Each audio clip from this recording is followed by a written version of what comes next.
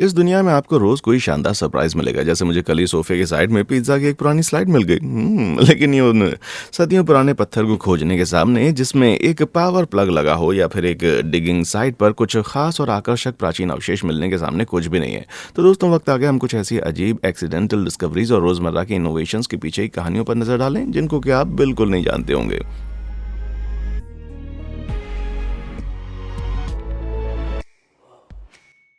Let's rock. 1998 में electrical engineer John William rural north America की पहाड़ियों पर हाइकिंग पर निकले। वो बड़ी खूबसूरत सी सीनरी की तलाश में थे, लेकिन इसके बजाय उसे एक ऐसी चीज मिली जिससे उसकी सांसें भूल गई। नहीं, मैं ऊंचाई की बात नहीं कर रहा। जमीन से एक अजीब सा पत्थर निकालने के बाद वो उसमें एक 3 पिन वाला इलेक्ट्रिकल कनेक्टर देख करके हैरान हो गया। उसे इस प्लग को बाहर निकालने की चुल्लो मच गई। ठीक है, वो किंग आर्थर का तलवार निकालने वाला स्टंट दोहराना चाहता था, लेकिन पिछवाड़े का पूरा जोर लगाने के बाद भी उससे वो प्लग हिला तक नहीं। तो क्या इस रहस्यमय प्लग को इंसानों ने ऐसे पत्थर में ठूंसा था? बिल्कुल नहीं। उसका दावा था कि उसने ये किसी इंसानी बस्ती के आसपास नहीं खोजा था, पर उसने इसकी एग्जैक्ट लोकेशन कभी नहीं बताई। उसे डर था कहीं आर्टिफैक्ट हंटर्स इस साइट को लूट ना ले। कुछ लोगों ने कहा कि ये एक्सीडेंटल डिस्कवरीज महज एक धोखा थी। हालांकि इस अजीब डिवाइस, जिसे अब विलियम एनिग्मालिथ कहते हैं, उसकी जांच करने वाले रिसर्चर्स का कुछ और मानना था। ये पत्थर ग्रेनाइट कॉर्ड्स और फेल्डस्पार से बनी हुई थी और इसमें कोई बाइंडिंग एजेंट भी नहीं था, जो कि साबित करता है कि इसे इंसान ने नहीं बनाया था। इसके अलावा पिन बनाने वाले मेटल के बारे में किसी को जानकारी नहीं है, और विलियम की माने तो ये पत्थर कम से कम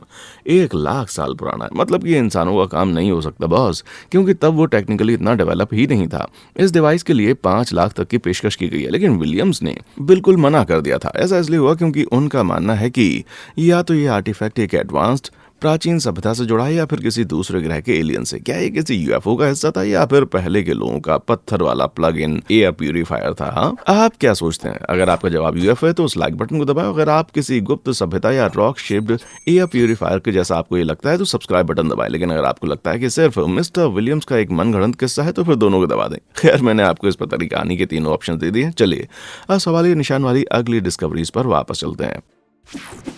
चमत्कारी दवाई।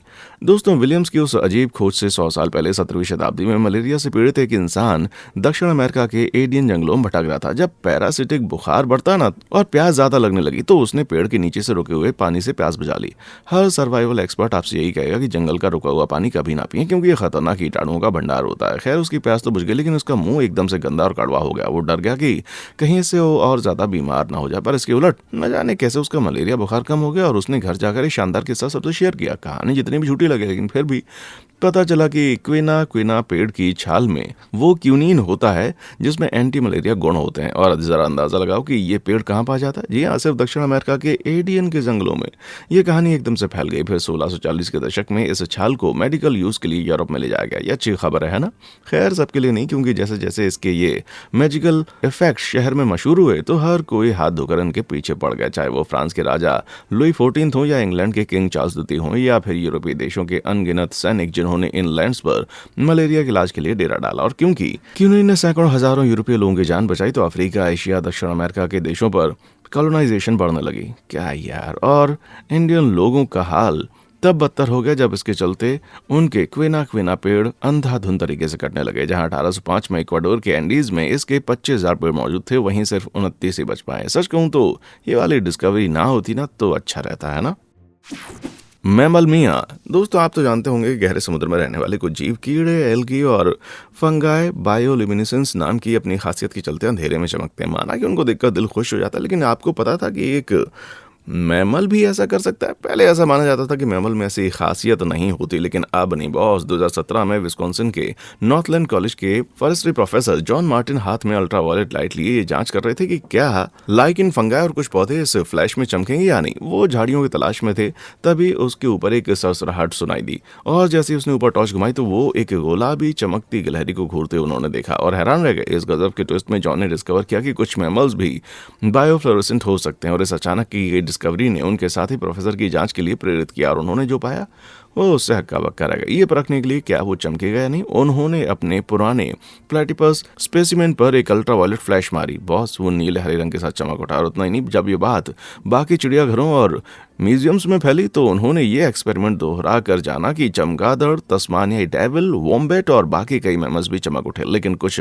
मैमल्स यूवी लाइट में शाइनी पोकेमोन क्यों बन गए? सुनिए, बायोफ्लोरेसेंट जानवरों में ऐसी फर या त्वचा होती है जो कि छोटी वेवलेंथ वाली अल्ट्रावायलेट लाइट को एब्जॉर्ब करके उसे लॉन्गर वेवलेंथ में रिफ्लेक्ट करती है, जिससे वो इंसानों को नजर आती है। खैर, कुछ मैमल्स में इस फैंसी खासियत की वजह साफ नहीं है। कुछ कहते हैं कि ये नियॉन ग्लो गिलहरियों और प्लेटिपस को कम रोशनी में एक दूसरे को पहचानने में मदद करता है। कुछ मानते हैं कि इससे वो छुपे हुए शिकारियों को डराकर दूर भगा सकते हैं। फिलहाल ये एक पहेली बना हुआ है, लेकिन क्या पता वो जंगल की डिस्को लाइट बनना चाहते हो, है ना? बैकयार्ड आइसोरस। दोस्तों, आपको बैकयार्ड में खुदाई करने पर कुछ टूटे फूटे गमले या अगर किस्मत अच्छी हो तो पुराने सिक्के मिल जाएंगे। लेकिन पुर्तगाल में पोम्बल के एक इंसान को 2017 में कुछ ज्यादा बड़ी चीज मिल गई। थोड़ी कंस्ट्रक्शन करते वक्त उसे जमीन में हड्डी के बड़े टुकड़े मिले। डरो मत, उसने किसी प्राचीन शापित कब्र खाने की डिस्कवरी नहीं की थी भैया। दरअसल ये डायनासोर का फॉसिलाइज्ड अवशेष था। ये कंकाल जुरासिक की ऊपरी सेंडिमेंट्री चट्टान में पाया गया था और बहुत, ये लगभग 150 मिलियन साल पुराना था।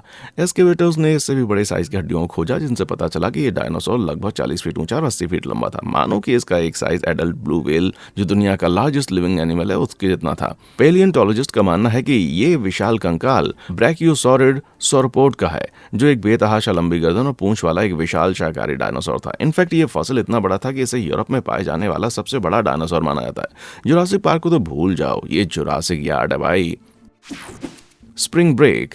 दोस्तों, सी सिकनेस का शिकार इंसान नाव के जरा से हिलने डुलने पर ही उल्टियां कर देता, लेकिन ये समुद्र की लहरें इकलौती देन नहीं है भैया। 1943 में रिचर्ड जेम्स एक ऐसी डिवाइस की खोज में लगे थे जो समुद्र में जहाज के सेंसिटिव उपकरणों को स्टेबल रख सकें। फिर अचानक उसे इनमें स्प्रिंग लगाने का एक आइडिया आया, लेकिन जब अनजाने में एक स्प्रिंग फर्श पर गिरा तो उसे पहले से धांसू आइडिया आ गया। जमीन पर गिरते हुए स्प्रिंग जहाज में एक मेटल वॉर्म जैसे ट्रेवल करने लगा। उसने खुश होकर अपनी पत्नी को इस डिस्कवरी के बारे में बताया, जिसने खिलौने जैसे नई इन्वेंशंस को नाम देने के लिए डिक्शनरी खंगाली।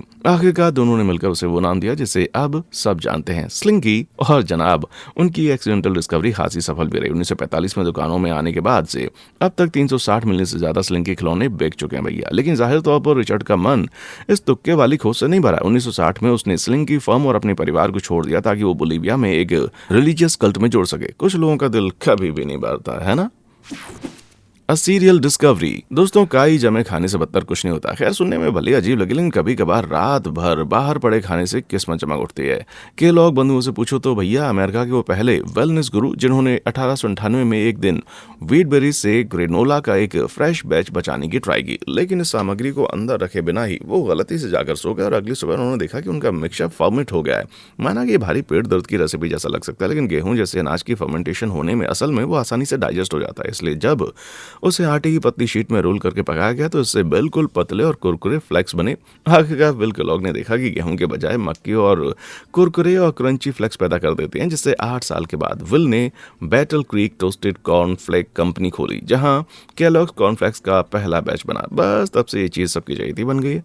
आज केलॉग्स कंपनी की कीमत $24.8 अरब और ये हर साल अकेले कॉर्नफ्लेक्स के लगभग 31.7 मिलियन डब्बे बेचते हैं। यार मतलब पैसों का इतना बड़ा भंडार बस एक एक्सीडेंटल मिक्सचर की देन है। वाह, शायद मुझे अपने किचन में किसी सड़ती हुई चीज पर नजर रखनी चाहिए। ये मुश्किल काम हो सकता है, लेकिन क्या पता मुझे भी माला माल कर दे। बस यार, कॉकरोच रहम करें, है ना? Fire startup. भाई, लाइटर जितना मर्जी फेमस हो जाए, लेकिन आज भी सभी घरों की पहली पसंद माचिस की पुरानी डिबिया है। लेकिन ये छोटी तीलियां जितनी मर्जी उपयोगी और लोकप्रिय हों, लेकिन ये इसके पीछे का असली मकसद नहीं था। 1826 में अंग्रेजी chemist John walker phosphorus, antimony sulphide और पोटेशियम क्लोरेट के साथ काम कर रहे थे। जो लोग केमिस्ट्री नहीं जानते, सुनिए, ये चीजें जिनसे खिलवाड़ नहीं करना चाहिए। कहते हैं कि वो बंदूकों के लिए पर्क्शन कैप बनाने के लिए इन कंपाउंड से एक्सपेरिमेंट कर रहा था, लेकिन इस मिक्सचर के हिलाने के बाद उसकी पट्टी की नोक पर एक छोटी सी बूंद रह गई। इसे हटाने के लिए वॉकर ने उसे अपनी चिमनी पर मारा कि तभी स्प्लिंट से आग की तेज लपटें भड़क उठी और बस इसी तुक्के से उन्होंने फ्रिक्शन वाली माचिस की पहली तीली बनाई। वाह, अगले कुछ महीनों में इसमें थोड़ा सुधार करके 1 साल बाद उन्होंने ये अपना आविष्कार बेचना शुरू कर दिया, जिसे उस वक्त फ्रिक्शन लाइट कहा जाता था। फिर भी न जाने क्यों उसने अपने इस आविष्कार को पेटेंट नहीं कराया। फिर क्या था, फटक से बाकी लोग इस आइडिया को चुराकर अपने तरीके से इम्प्लीमेंट करने लगे और आज अकेले अमेरिका में हर साल लगभग 500 बिलियन माचिस इस्तेमाल होती है। मानो केमिकल और आग रब ने बना दी जोड़ी। वाह। Under water रेव्स। सितंबर 2022 में इंग्लैंड के डेवॉन तट पर कुछ मछुआरे लॉबस्टर्स पकड़ने के लिए जुगाड़ू तरीके में लगे हुए थे। महंगे लॉबस्टर्स बर्तनों में चारा डालने के बजाय उन्होंने पानी के नीचे छोटे पॉट लाइट्स का इस्तेमाल किया। आइडिया ये था कि चमकीले पॉट लॉबस्टर को या तो शेल्टर जैसे लगेंगे या फिर वो लॉबस्टर्स पक्का इसकी लाइट की तरफ अट्रैक्ट होंगे। उनकी खुशकिस्मती देखिए, ये पॉट लाइट्स बहुत बड़ी हिट साबित हुई, लेकिन लॉबस्टर पर ही नहीं बल्कि स्केल्प पर। भैया, आमतौर पर मछुआरे 35,000 बर्तनों में लगभग सिर्फ 5 स्केल्प पकड़ते थे, लेकिन एलईडी लाइट के जोड़ने से इनके 50 बर्तनों में लगभग हर एक में 15 स्कैल्प हो गए।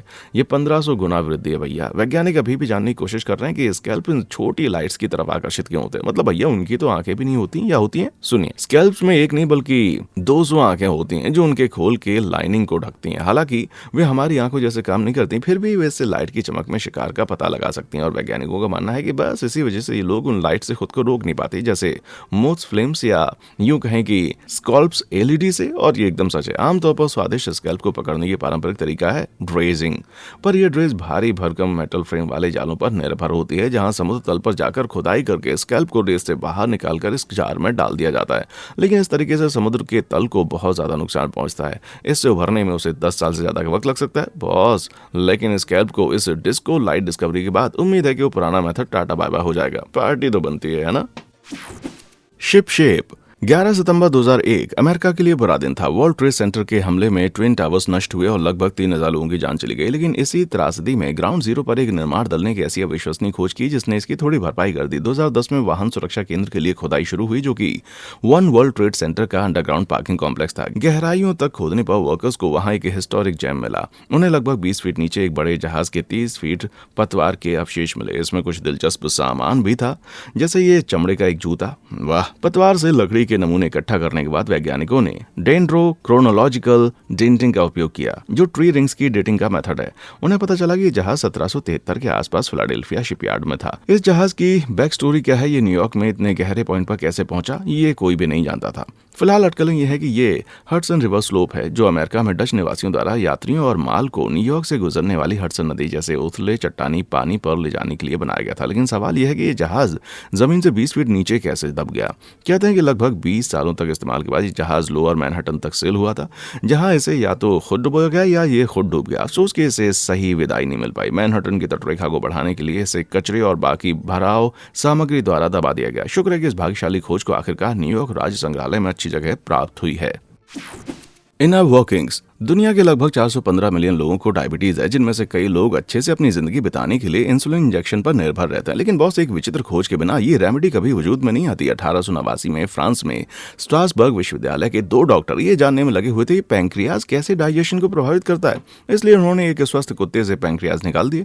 इससे उन्हें डाइजेशन का पता नहीं चला, पर बेचारा कुत्ता अपने गंभीर अंग से चला गया। हालांकि उन्होंने एक अजीब बात देखी। पैंक्रियाज निकालने के कुछ दिनों के बाद कुत्ते के सूसू पर मक्खियां मंडराने लगी। कुछ असामान्य और अनएक्सपेक्टेड हुआ। फिर टेस्ट के बाद डॉक्टर्स ने जाना कि सूसू से शुगर सीक्रेट हो रही थी, जो डायबिटीज के लक्षण थे। इससे वो समझ गए कि पैंक्रियाज हटाने की वजह से वो स्वस्थ कुत्ता अब डायबिटिक हो चुका था। और टेस्ट के बाद उन्होंने जाना कि एक स्वस्थ पैंक्रियाज से ऐसा पदार्थ निकलता है जो कि शुगर लेवल कंट्रोल करता है। लेकिन दोनों डॉक्टर्स कभी भी उस रहस्यमय पदार्थ को नहीं जान पाए। हालांकि शुगर होगी उनकी इस एक्सीडेंटल खोज का, जिससे टोरंटो विश्वविद्यालय के फ्रेडरिक जी बैटिंग, चार्ल्स एच बेस्ट और जॉन जे.आर सफलतापूर्वक एक बड़ी वैज्ञानिक सफलता हासिल कर सके। भाई, 1920 के दशक में उन्होंने पहचाना कि इंसुलिन ही ब्लड शुगर लेवल्स को मेंटेन रखता है और ये पैंक्रियाज क्रिया द्वारा ही उत्पादित होता है। और इंसुलिन को खोज से पहले मधुमेह वाले लोगों के लिए सबसे प्रभावी ट्रीटमेंट उनके कार्बोहाइड्रेट और ओवरऑल कैलोरीज की मात्रा को कम करना था। इसी वजह से कुछ मधुमेह रोगी हर दिन सिर्फ 450 कैलोरी लेने के कारण मर गए। सौभाग्य से आज सामान्य इंसुलिन इंजेक्शन उपचार एक बेहद समाधान है।